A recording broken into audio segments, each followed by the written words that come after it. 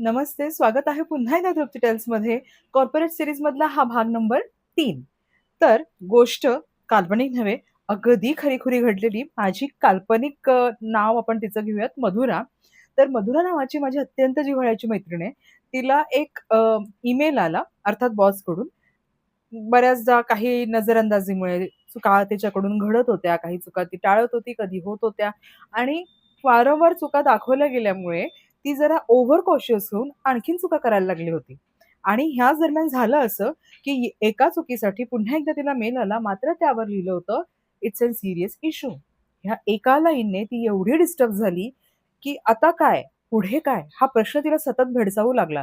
पूर्ण दिवसभर जर हे मला जमत नाही तर काय? ह्या विचारामध्ये ती स्वतःला गुरफटून टाकलं. This is scenario number 1. Scenario cut to scenario number 2. ह्याच्यामध्ये तीच मैत्रीण आहे.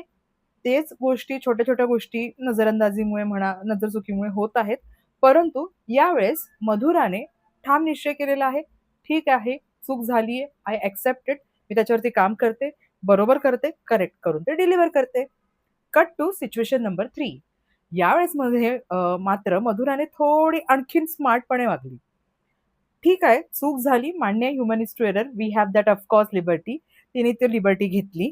झालेली चूक सुधारली आणि ती डॉक्युमेंट करून ठेवली.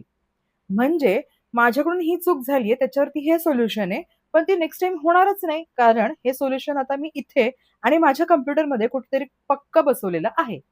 ह्याने 2 गोष्टी साध्य झाल्या. आहे ती चूक तर सावरल्या गेलीच.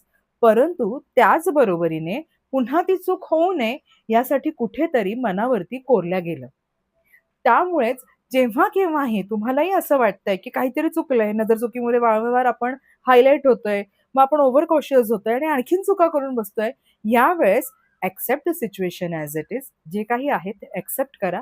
Second, rework on that particular error. Rework करा. And the third and the important one, do document or make it register to your brain, की ही अशी चूक आहे, ही मात्र पुन्हा होता कामा नये. Thank you so much for watching Trupti tales. हसत राहा, शिकत राहा आणि आपली प्रगती अर्थात करत राहा.